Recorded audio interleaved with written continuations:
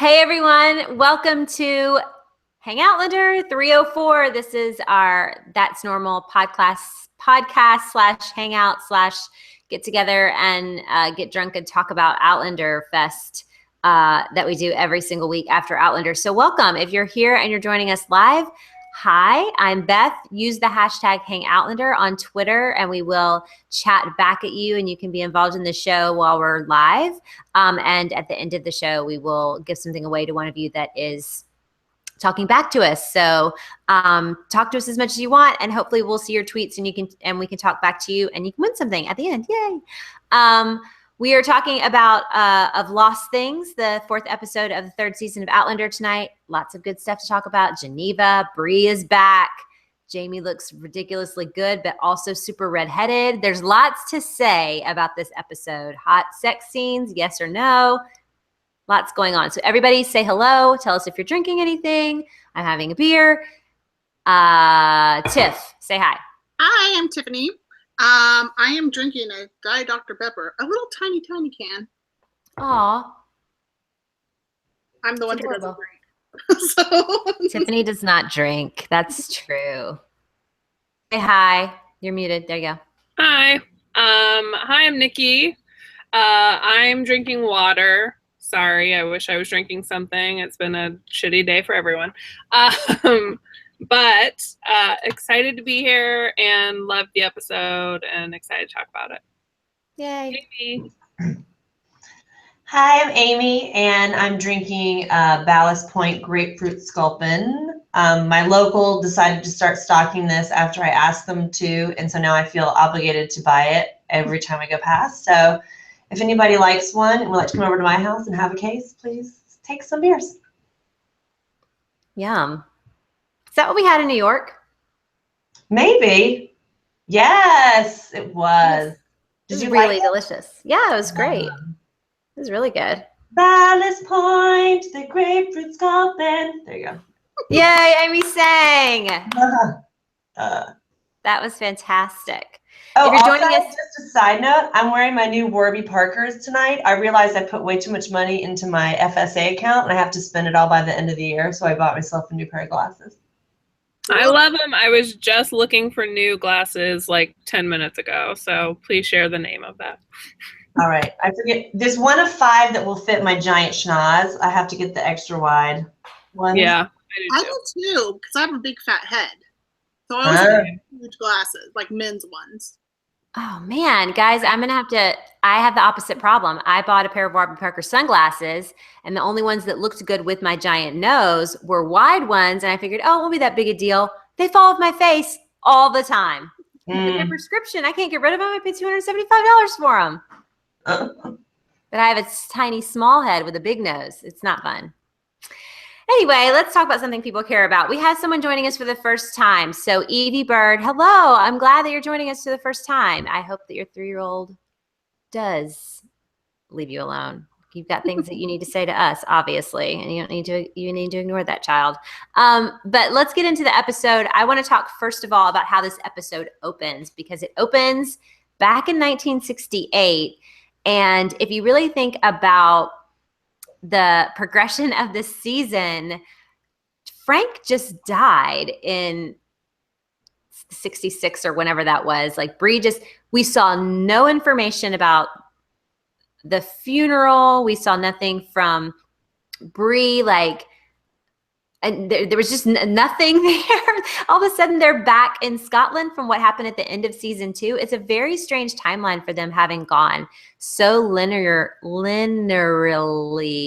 all through the season in such a linear way all through the season. And then all of a sudden drop us back into the search for Jamie. It didn't seem organic at all. Did it? And then of course, Claire finds Jamie in 30 seconds on this big manifest with huge writing. And I was like, didn't they write really small and cramped back then? Why were they wasting so much paper on a prison sheet? But anyway, what did you guys think about how they dropped us back into the present?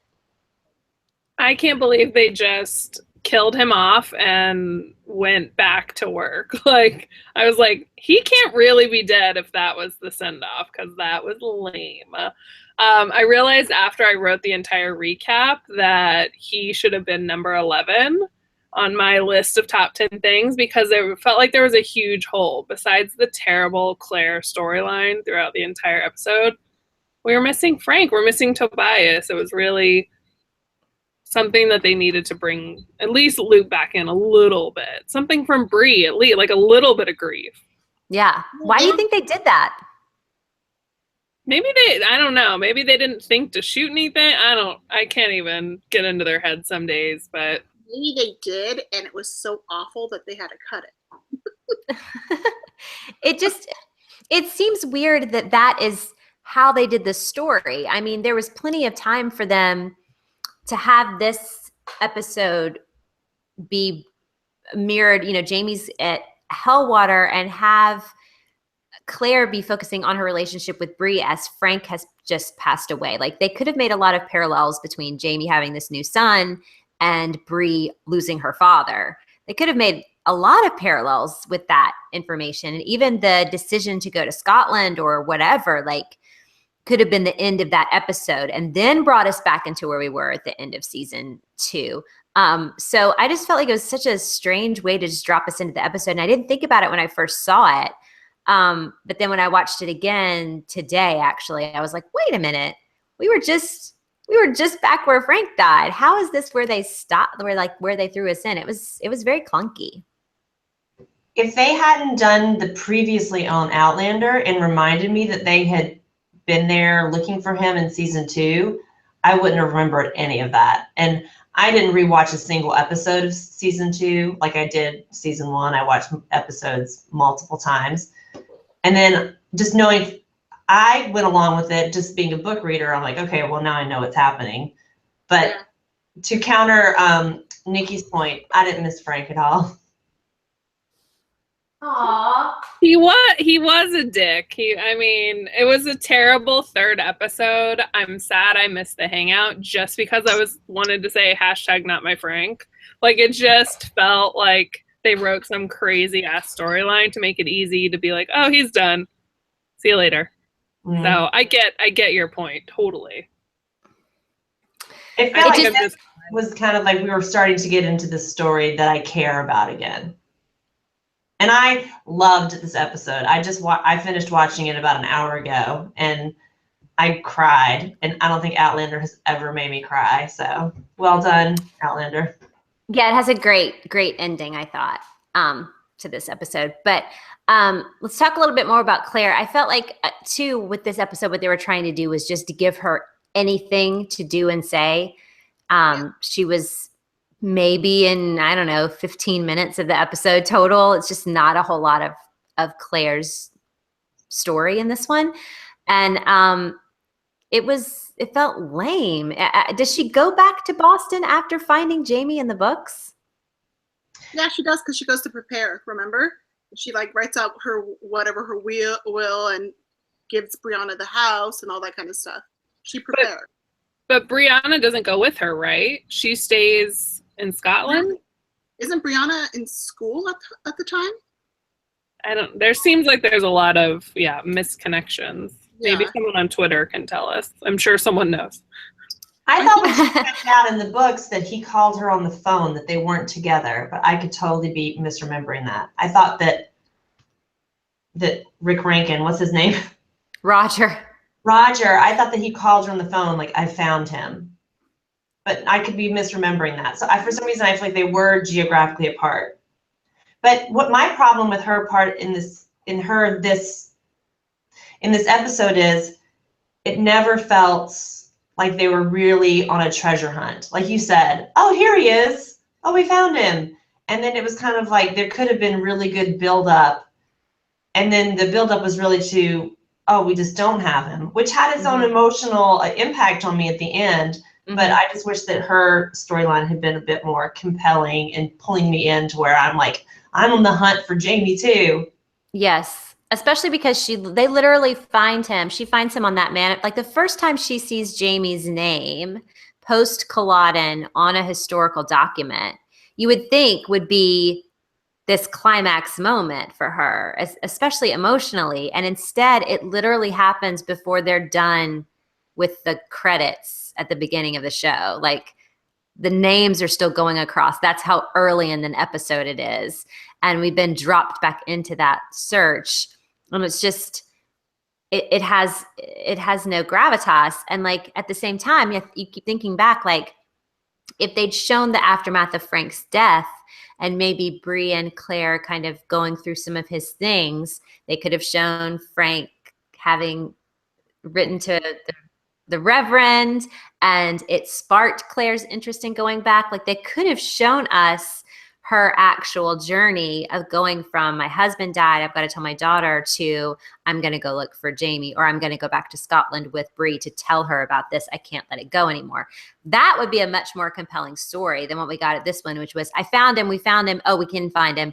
I'm going to let him go now. That is a very tenuous way to parallel her story with Jamie, or even just to get her to the place she needs to be in for the next episode. I was really bummed about it. I felt like it was really, really bland, where it could have been really compelling, especially with the time travel aspect and looking through historical documents. Could be really cool.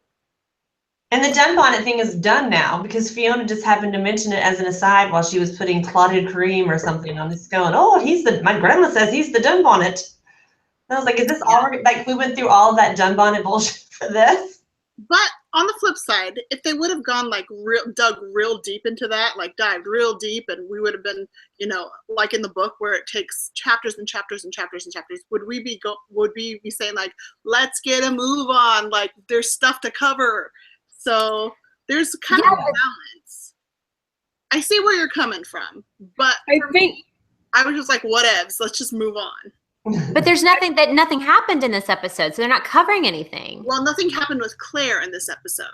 And it did feel very much like it was just kind of like just thrown in there because we got to show Claire, so let's show her doing a couple things here. But the main storyline was about him. Yeah. Sure. I think how they showed it on the show just felt out of order. It should have, at the end of the episode, we found him. Instead, they are too tied to the books, and obviously they find him, and then they have to figure out where he's at. They should have adapted it, made it more exciting that they're going to find him, and then at the end, we found him, got to go home, that sort of thing. They just were a little too tied to the book storyline there for me, and I could have fixed it. Yeah, I'm just not happy with it. But we can talk about what else we're not happy with in that section too, because what makes it also difficult is Claire's relationship with her daughter, which at this point, half of an episode of it being strained at the end of season 2, and nobody even really kind of remembers most of that.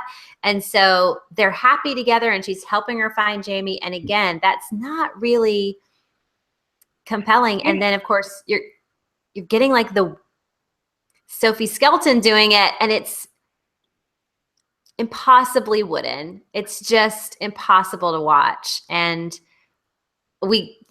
Nikki did a great job of talking about it in the recap this week, and we got some hate online about people thinking that we're just like wannabe casting agents who just want to hate on Bree. And I don't hate on Bree, the character, and I want Sophie Skelton to do it well. She just isn't doing it well.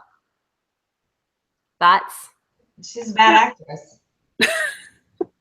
Well, there's that thought. I think they could have, like you said, they could have built up that tension between mom and daughter about what has happened, but they kind of just let it go by the wayside. And then Claire has to come in and say, you haven't talked to me like that and blah, blah, blah a long time. And we don't get that until she actually says, don't explain it to me, just show it to me. That's the downfall of Outlander almost every time, but. Yeah, Sarah Brush on Twitter said, y'all, can we pay for Sophie Skelton? That bee is going to ruin our show if she doesn't figure out how to act.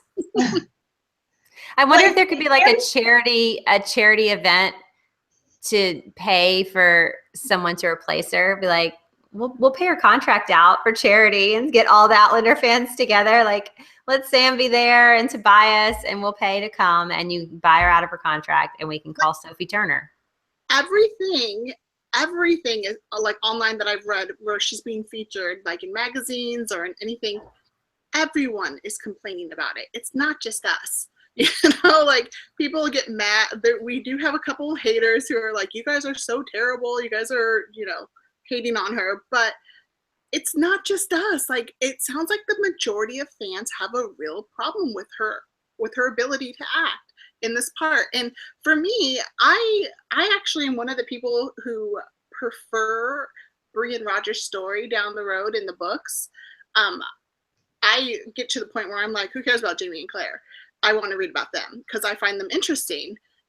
And for them to cast somebody so beneath the, you know, what my expectation was, it's just super disappointing. I'm not mad, I'm just disappointed. Well, it's distracting. I feel like when I'm almost like waiting, cringing, holding my breath, like, Claire's done talking. Now it's time for Sophie Skelton to say something that happened. And this just, it kind of just takes you out of the scene. I mean, bless her heart. She might be fantastic in another career. I just don't think this is the one for her. Yeah, it felt like they did so much work and so much amazing work on building the emotion in almost every Sam scene. And then they would go back to the Claire and Roger and Bree, and it was literally just like the gears were just like grinding you into this like next transition. It just felt like two completely different levels of acting were happening, and it just made it super obvious. That's why it's so annoying, is because it's so like in your face. She is so terrible compared to everyone else. And even in this episode, even like the really minor characters, like Geneva's mom, I'm like, that woman's a great actress. She has great chemistry with Sam Heughan. You know, like they have chemistry. Like even the sister, everyone just has such, they play off each other so well. And then Sophie Skelton comes to say a line, and it sounds like she is reading it from a cue card, like right in front of her. It's so no emotion, or over emotional. It's just weird. It just takes you completely out of it. And all you can think is, that girl is the worst. Yeah, it's like an early table read at a high school play is what she sounds like. And I don't know if she's, one of our friends, we were talking about it this week, and she said she thinks that maybe it's that she's overcompensating for having to do this American accent that she's not really sure about. And I think it's more than that. It is more, it has to be more than that. And I know it is because I watched it just a couple of hours ago, and there's a part in this episode where she's literally just walking through the manse with her suitcase, and she isn't saying anything. And she walks and she pauses and she looks at the wall, and then she walks out. And there is nothing there. There's no emotion. There's no reason for her to have done that. I'm assuming that the script called for her to have some sort of reaction to the Scottish flag, or to leaving Scotland, or some sort of conflict going on internally. There was nothing there. She didn't even look like she was aware of where she was. That's how bad it was. And there was nothing being said. So she's just not good. She's beautiful. Her hair looks good. Her outfits are cute. She's got a nice smile. I've never in my life seen an on-screen kiss that awkward and that useless and that bad at showing you what it was meant to show you. I've never seen one that bad ever in my life.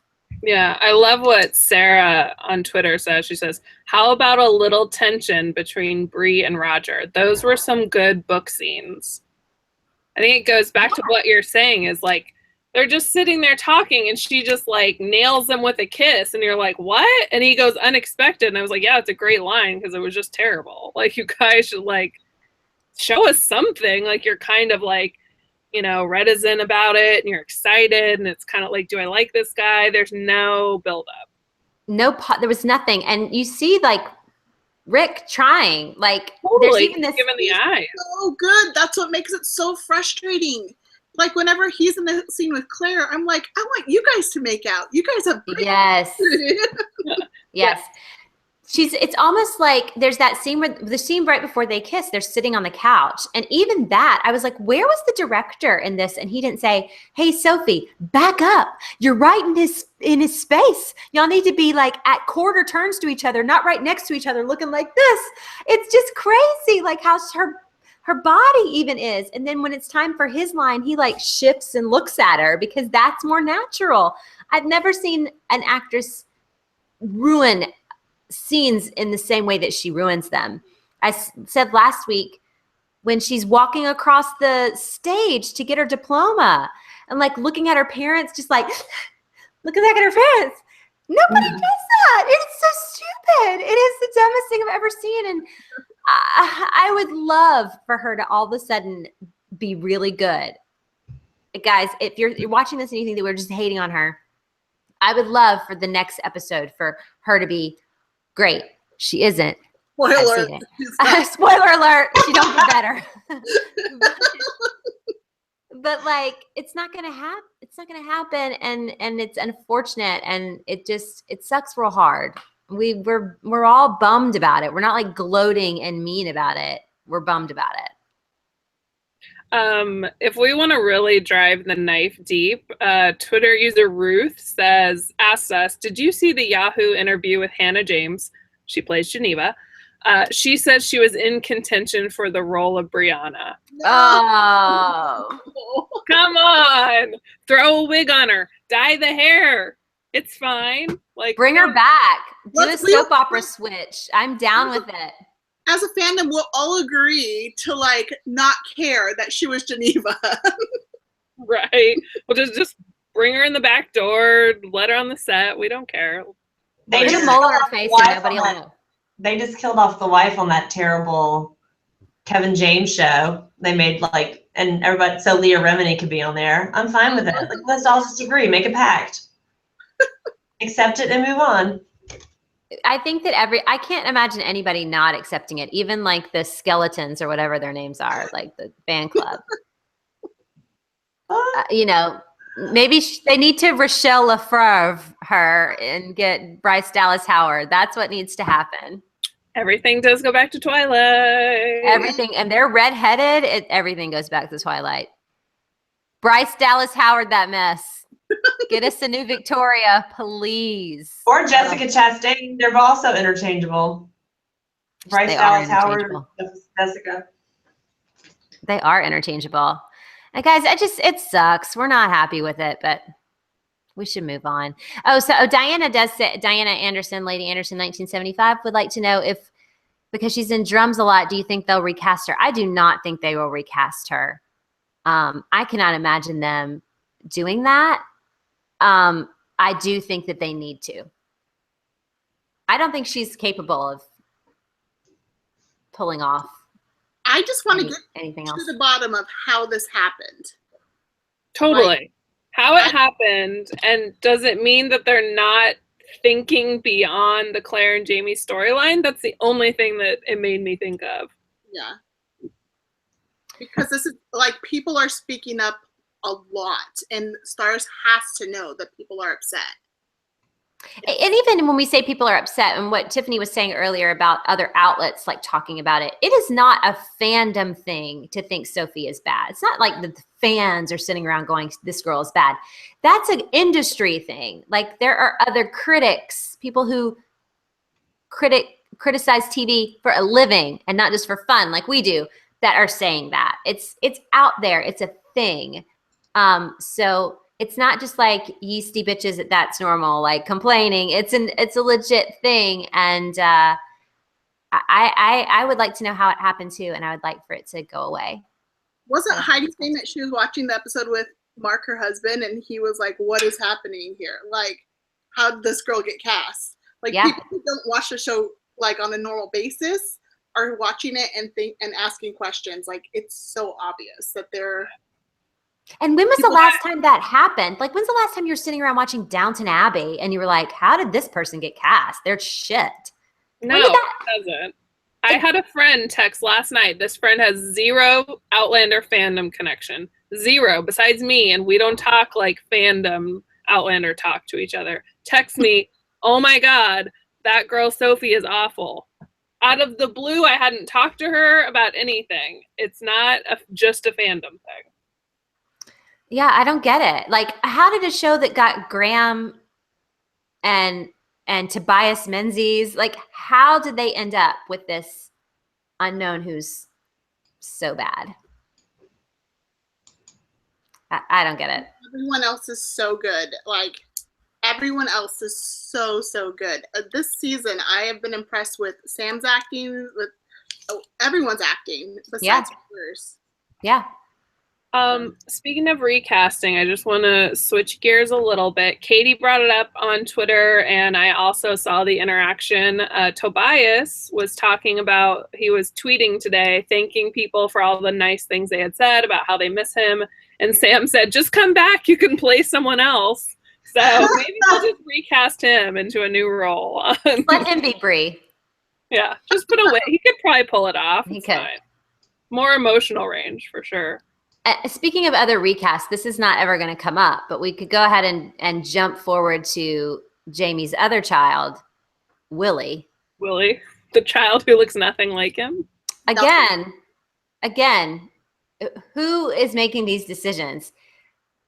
That child looked nothing like Sam Heughan. And as a person who has two children, who one looks nothing like me and the other one looks exactly like me, even when they're babies, you're like, well, that looks just, this is mine and this is yours and this is mine and this is yours. And like, it's obvious by the time they're two what they got from each parent. That's a thing. This kid does not look like Sam Heughan. And Lord John's over there saying he has the same cock of his head. Yeah. Why he had to use the word cock, I do not know, but he did. And it was inappropriate. But cock of his head set to his shoulders and your eyes. The kid literally has giant brown eyes. And Sam's eyes are small and blue. It reminds me of in La La Land, where they want to convince you that Ryan Gosling has joined this band that's going to set the world on fire with jazz, but it's so fucking terrible. But you just have to suspend disbelief to be like, okay, let's just pretend this is good jazz with John Legend, and everyone's up, like there's people packing in these stadiums to see this terrible jazz. So I wanted so much to enjoy those scenes with Willie. I just made a conscious choice to suspend disbelief and, okay, he looks like you. That's fine.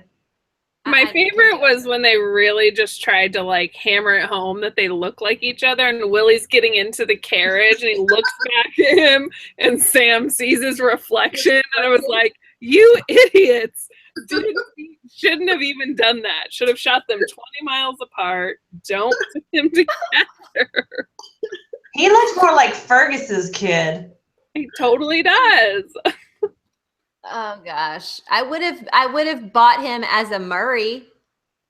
I mean, get a kid with like sharp, like I know kids have round feet. Get a kid with just some sharper features, something. And what was up with that kid? He sounded like he used to play Gavroche and Les Mis. He had this like half Cockney, half like Shuren accent, and I was like, little people there, and little people.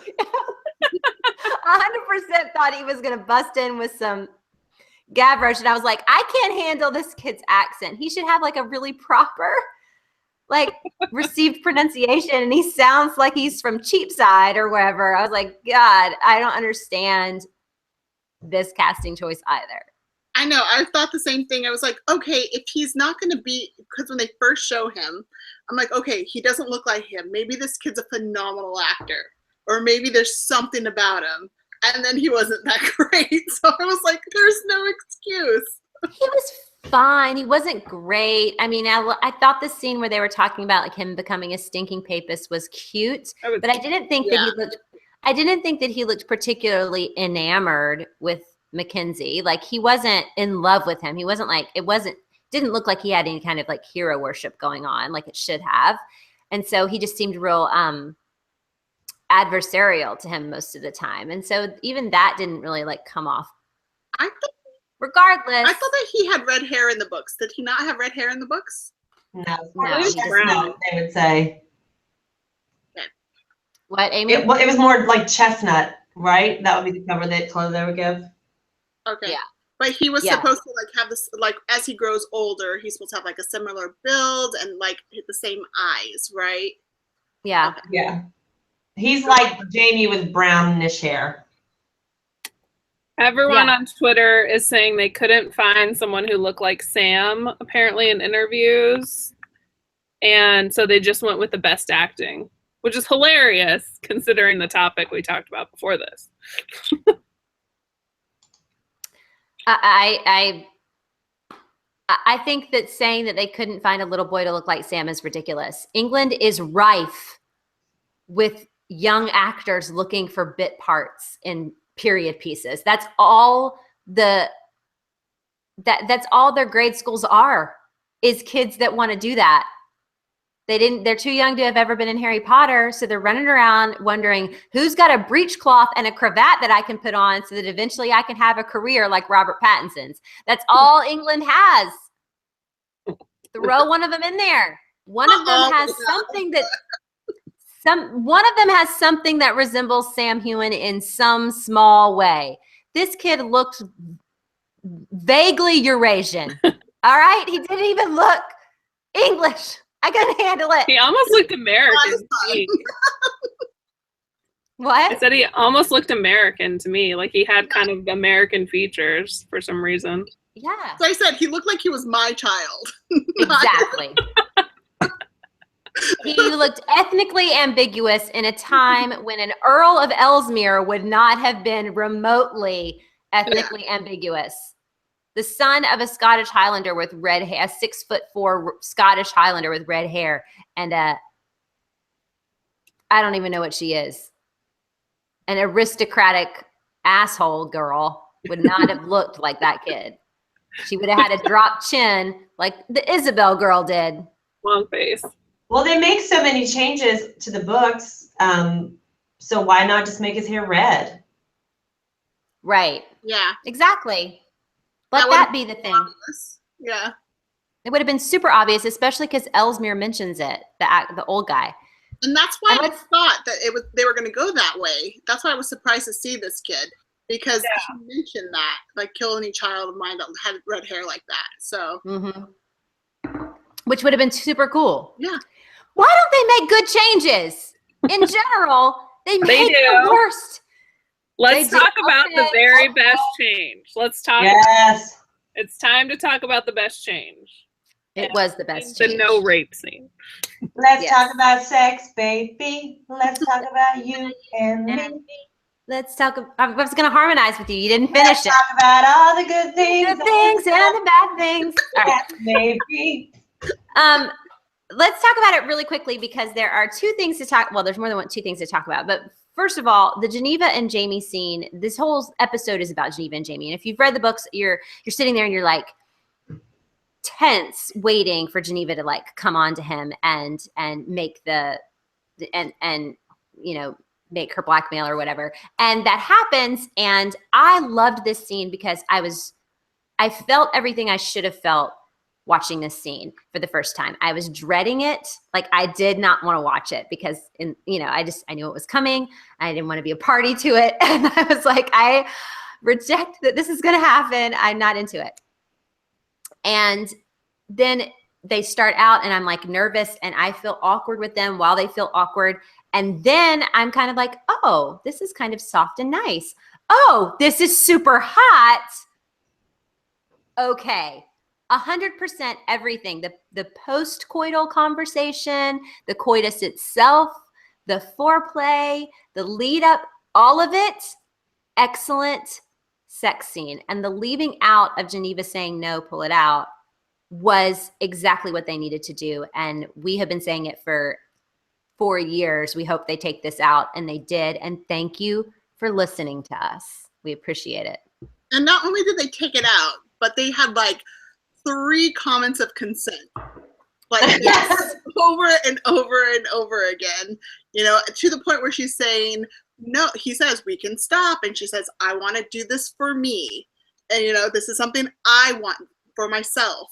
And so it was like, this is all about consent, no longer about rape.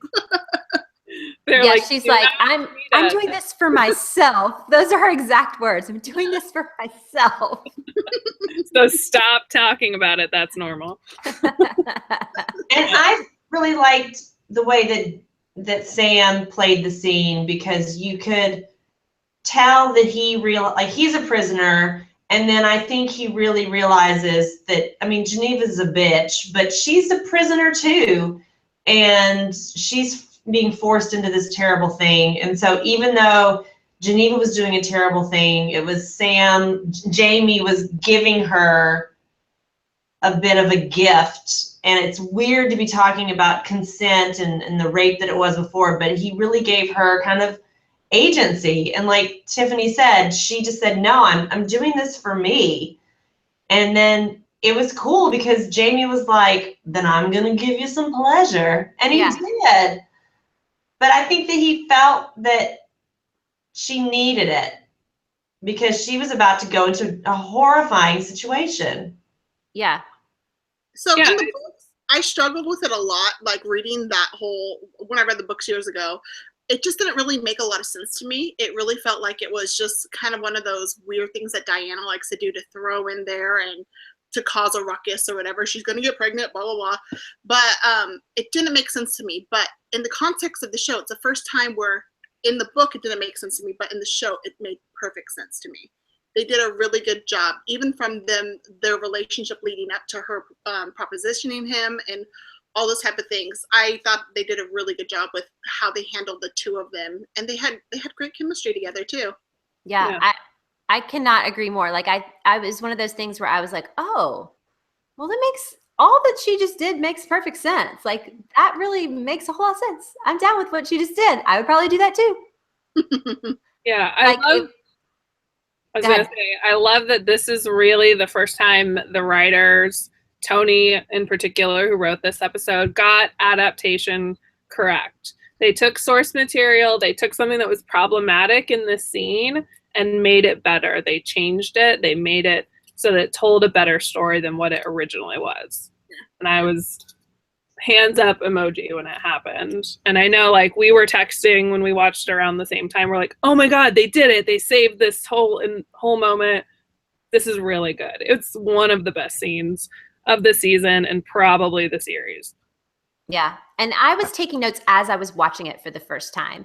And my notes say, quote, when she says, you may disrobe, my note says, he doesn't need to do that. This is dumb. And then he says, you can watch me if you like. And I was like, okay, all right, some female gaze, that's fine. But he doesn't need to take his shirt off. That's dumb.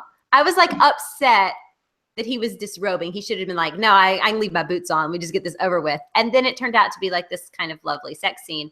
And we've had people say that they thought it was too long and they thought it was gross and they thought that we didn't need to see it, that it went on for too long and it was too romanticized. And that was one of the better scenes of the entire sex scenes of the entire series, if not one of the best. Let's just talk about that. The boob licking was amazing. She looked good. He looked good. There was a lot of good humping. And I am not titillated by television sex. I'm not titillated by Sam's butt. I don't care. He skips leg day. It's not cute. I'm not like into that aspect of the show, like in terms of like, I don't think it's fun to watch. I kind of embarrassed, but it was a good sex scene. Like as far as sex scenes go on television, it was really hot and it was really sweet. And afterwards she's like, oh, I love you. And he's like, oh no, that's not what this is. You can have this with anybody. Like that's empowering and good. And there was no negative messages to this at all. And, I was really into it. And then I read somebody saying that like she shouldn't have been climaxing right away. And I'm like, who knows? She didn't climax. Her first time. Who knows? She didn't You don't know if she did or not. Like it's fine. Like you can imagine that she did or you can see that she didn't. It doesn't matter either way. But regardless, it was a good sex scene and it made sense in the show. And I was proud of Jamie in that moment. And I thought she didn't even bug me as much as I thought she would. So the reason why we all hate that scene in the books is because it shows Jamie as having an inconsistent character to his own. Yes. Yes. And so with extending the scene and showing him being, you know, a good man to this woman who's manipulating him, it reaffirms his character to me. And that's why I thought it was written better than in the books, because I'm like, this is the Jamie who I wanted to see in the books. You know, yeah, it's a crappy situation, but he is still going to be kind, and he's not going to, you know, just shove it in there. And it made me think, okay, this is the Jamie that we thought we knew. So. Yeah.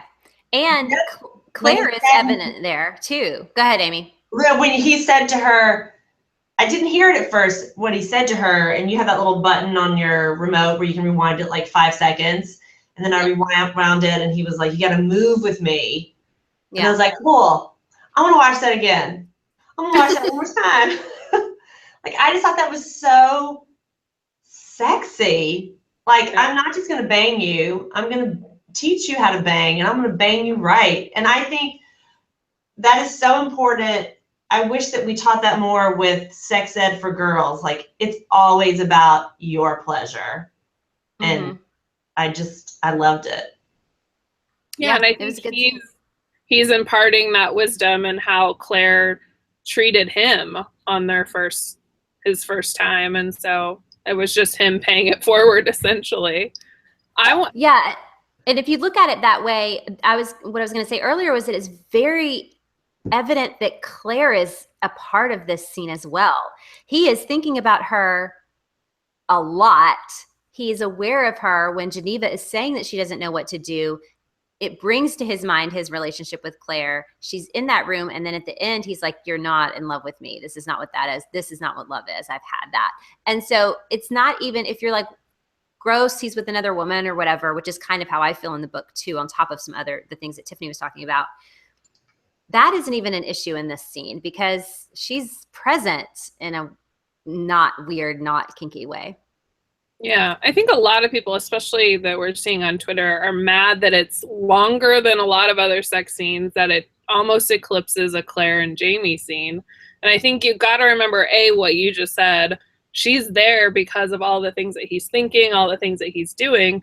But also, B, it's been, 12 years? He doesn't know if she's alive. He doesn't know if she's ever going to see her again. Like, at some point, there's also like, hey, he's the person too. So I don't know. I was just like, I don't know if I believe the madness about it eclipsing Claire and Jamie. Yeah.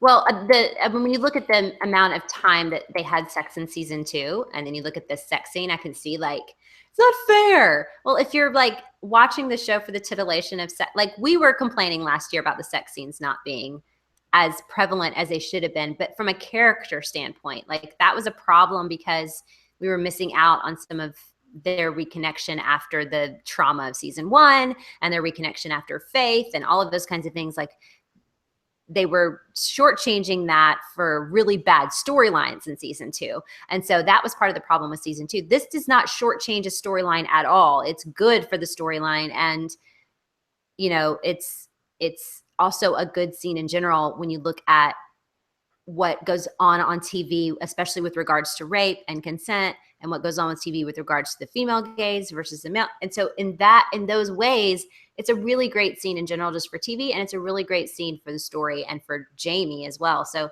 I didn't have a problem with it at all. I was super into it. Same. Yeah, I even told you guys before this season aired, I said, I'm excited. Is it weird that I'm excited to see him with somebody else? Because it just shows it's more of the world, you know, it's more realistic. Not that any of this is realistic in any way, but I was excited to see how he would work with another woman and to see if he would have good chemistry with her and what it was going to be like. And it didn't disappoint me. I thought it was perfect. I thought it was also a good way to show us that Jamie is not broken. He still retains his humanity and his Jamie-ness. Season 2, Jamie was so broken that we lost a lot of kind of that's my Jamie feeling. Yeah. And him in that scene, I think he's a very deep and soulful person. And when she says, I don't know what to do, you kind of realize that he knows that, yeah, she's treated him like complete shit, but she's also a complex person who's in this horrible situation. And he just affords her the respect that the character Jamie would afford her. Yeah. I'm down with it. Y'all, there's somebody on Twitter has been showing a picture of this boy, and he has like obvious blue eyes. And I thought it was the kid that played Willie. And I was like, oh, okay. So his eyes are blue. They look brown on the show. And then somebody was like, oh, that kid does look like Sam. And I was like, he doesn't look like that in the show. And then it's Thistles and Picks at Thistles and Picks. And she's like, it's not. It's a different actor. I'm showing you like someone could have played him. It looks like him. He has like a jawline. It's just totally good. Like, there you go. There's a kid that could have done it. And I didn't understand what was being given to us on Twitter. I'm doing 8 things at once, guys. But yes, a kid that looked like him. We retweeted it from That's Normal, so you can look. Yes. Yeah, that was way more like him. I'm looking at it now. Yeah. I do want to talk about something that didn't make a whole lot of sense to me, and that was the Earl of Ellesmere's like problem with the baby. It seems to me that there's a little bit missing in the story of when Geneva comes to visit and she's obviously pregnant. Are we supposed to assume that Jamie didn't know she was pregnant at all? Like they hadn't been talking about it at Hellwater all those months? And because he looks shocked? Or are we just supposed to assume that the look that she gives him is supposed to communicate to him in a second that, yes, the baby is his? That's what I took it as, because she looks him in the eye and then does the belly rub. Right. And I was like, is that supposed to be like her covert, like, hey, guess what? Right here in front of everybody. Here's my covert look at you. Wow, exactly. But it's Outlander. And wouldn't the Earl of Ellesmere be upset when she got pregnant, or when she announced she was pregnant, if he knew that they hadn't had sex, instead of being upset once the baby is born? Yeah, I was trying to remember how they handled it in the book. Did they even talk about what he said, or does she like try to get him drunk and trick him into thinking they did it? Like, I think that's what happened. Something like that happened, where she convinced him like the night of their wedding that he did. She tried to convince him.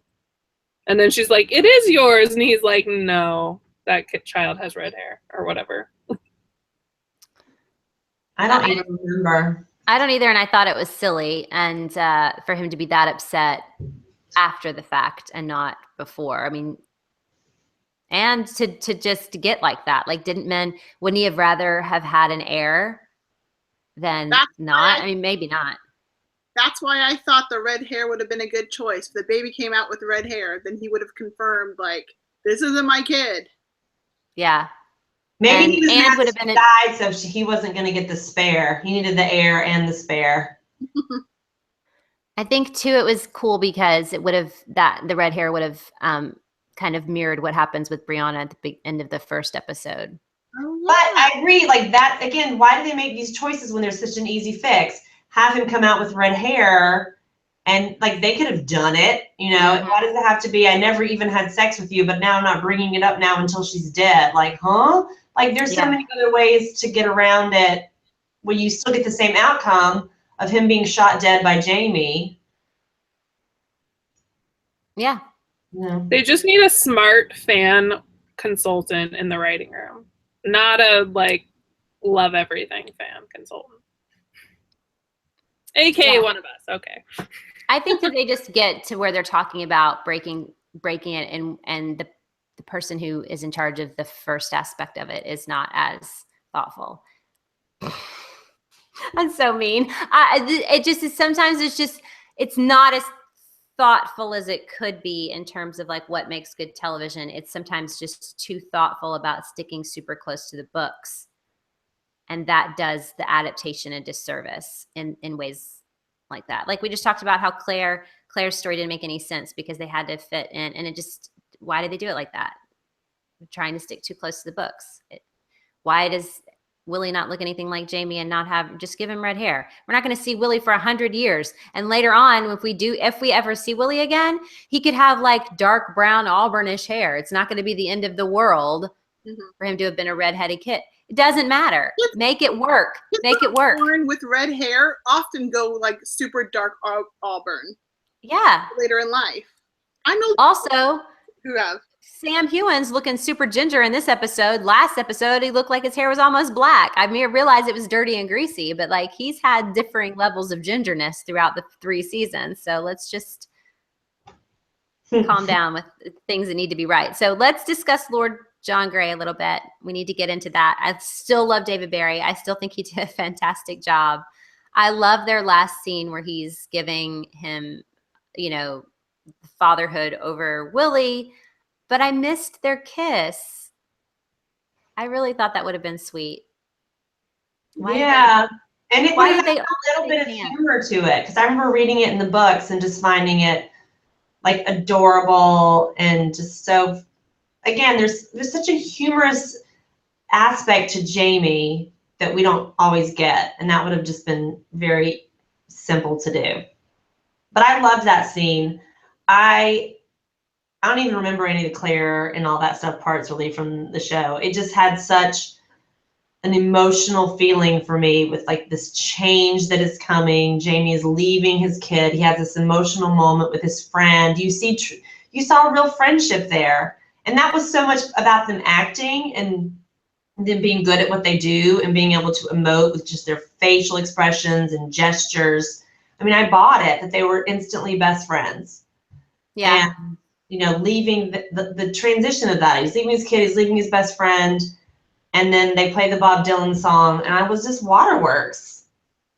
I put on my tagline, "This Is Us," because I felt like the end of the show was the ending of like a This Is Us episode. I don't watch that trash. I loved it. And I love what?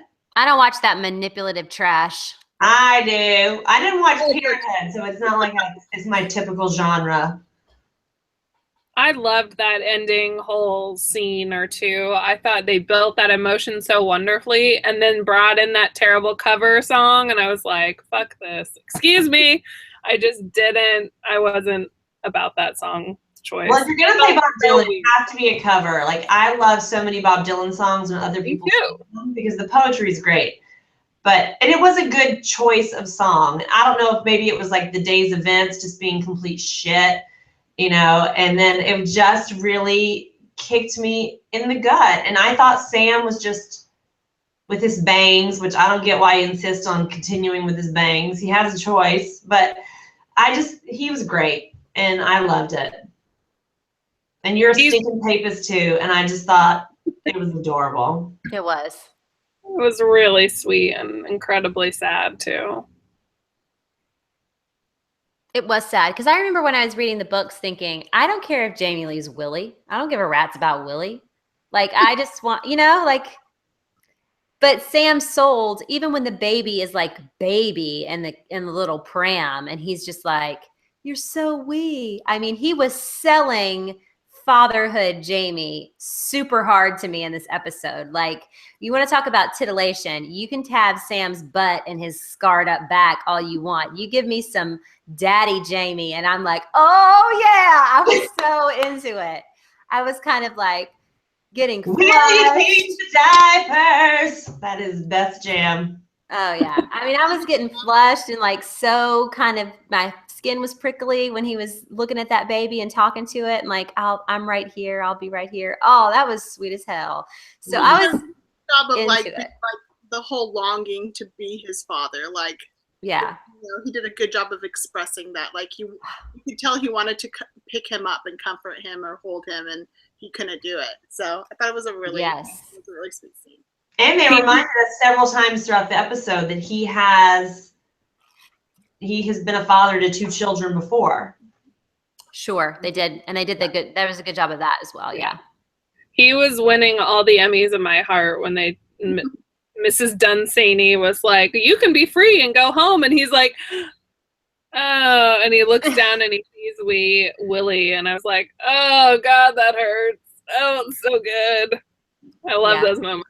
I love Another name I had wrong when I read it in my mind. When I would read it, I would hear it as Dunsany. Me too. And they're like, oh, here's Lord Dunsany. And I'm like, I don't ever get one of them right. I think they're wrong. There's no way it's Dunsany. Yeah, It's it was Dunsany. Yeah. it sounded a little hillbilly. Dunsany. They probably asked the kid who plays Willie how he wanted to pronounce it. And he was like, well, let me go ask my Gavroche dialect teacher and see what he says. And he was Little people says Dunsany. It's hot in my house. I'm gonna take my sweater off. I'll take my shirt off. Anyway, anything else you want to say about this episode? It was great. Good job, Sam. Probably one of my favorites. Favorite of the season. Let's talk. Go ahead, Tiffany. It's the best episode from except for the whole Claire stuff and Brianna. It was the best packaged episode, telling a story all the way through to the end. Yeah. I thought they did a really good job with it. Snaps to the writer, Tony Graffia, and the editor, who's a woman. The director was some man. I don't remember his name. Brendan Maher. Yeah, it was good. Or Mayor, if he's from the South. We say Mayor. Dunsany. So that's the same writing team for next week for Freedom and Whiskey. We'll see how that one goes. I really liked... I've already forgotten what that one's about. So. I really loved it. I mean, again, I cried at the end, and but I texted you guys as I was watching it. My favorite part of it was just them being at Hellwater and that whole ambiance and the whole English manor and the different carriages and outfits and stuff. And I'm like, why don't we have a Hallmark channel of just Regency romance movies? Because I would watch that shit incessantly. And there's a treasure trove of books out there to adapt. And think of all the good British actors who need work in period pieces. Mm. Won't someone think of the poor British actors who need work and cravats? Yes. All they have, right, Beth? That's right. That's the only thing that lives there is people who want to break into period piece dramas. Give it to them and give it to us. Thank you. Good night. Actually, we need to pick someone to win something. I hope that Nikki has something to send somebody. Do you? Nikki? Yes, sorry. I was quoting Amy and then I was on mute. Let me find that name. Sarah Brush. That's who I wanted. Yay, Sarah. Sarah Brush. Email us admin@thats-normal.com and we'll figure out what you won. I have no clue what you won, but it's gonna be something awesome and outlandery and probably from Comic-Con. I hope that you guys enjoy next week. I won't be here. I don't like the next episode and I have nothing good to say about it. No, that's not why I'm not going to be here. But y'all are going to have some good times. Enjoy. It's called Freedom and Whiskey. So next time on Hangoutlander, be here. It's the same time. It's Monday, 10 p.m. Eastern, 7 p.m. Pacific, 9 p.m. Central if you're like me and you live in the middle of the country with all the assholes. So it's been a rough day and I'm a little drunk. You said it, not us. Huh? You said it, not us. I love where I live. I swam in my pool today. So take that, people who are cold. I brought Bob up because Anna texted or tweeted that she thought she saw Bob. So yes. Bob has been here the whole time. Bob's first Hangoutlander. Bob's first Hangoutlander. And that needs to be a Christmas ornament. Bob's first Hangoutlander. You know, I have 2 Ruby's first Christmases because she was due on the 2nd and was not born until the day after Christmas. So she has a Ruby's first Christmas ornament 2007. Or 2008, and then Ruby's first Christmas 2009. Oh, that's cute. Yes. We have more Baby's First Christmas 1980 ornaments on my parents' tree, which is the year I was born. Hala and Sam, also 1980. Also Harry Potter. Also Oscar Isaac. Anywho, 1980 was the best. And we have a ton of Baby's First Ornament 1980 ornaments because my dad worked for American Greetings that year. That's what he used to do. That's awesome.